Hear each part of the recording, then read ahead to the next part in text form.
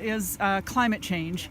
I'm assuming you have some plans as to how to address that, especially if you're going to be lifting a lot of money out of the military. Question is about climate change and how we address this other threat that is facing us. There is no single action that will halt the rapid escalation of the climate crisis that we're facing. We have to take a whole host of actions, one of which is to get end our addiction on fossil fuels and to make this transition away from dirty and polluting fossil fuels towards green, renewable energy. I just learned today here that you have a municipal utility here. That's right.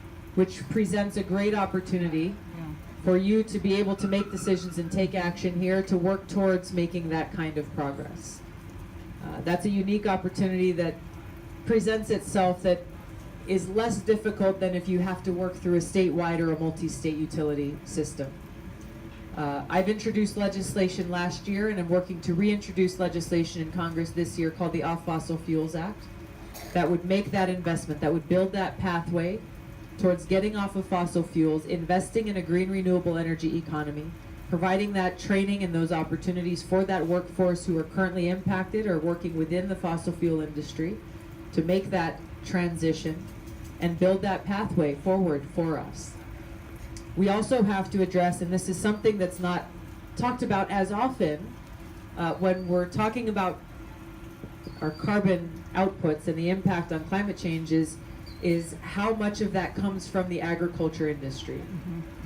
That is a serious area that we need to address, both in how it affects climate change, but also how many of these multinational agribusiness corporations are abusing our communities and polluting our water and our air and ruining our soil for their profits and ruining us in the process.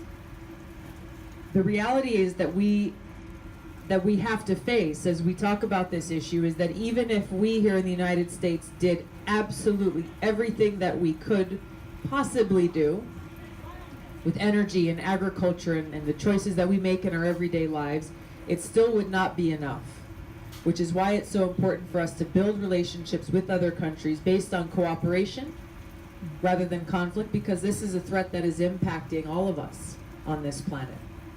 So we've got to be able to work with countries like China, countries like India, like the Philippines and other countries to be able to take this concerted and collaborative effort forward to address climate change. Thank you.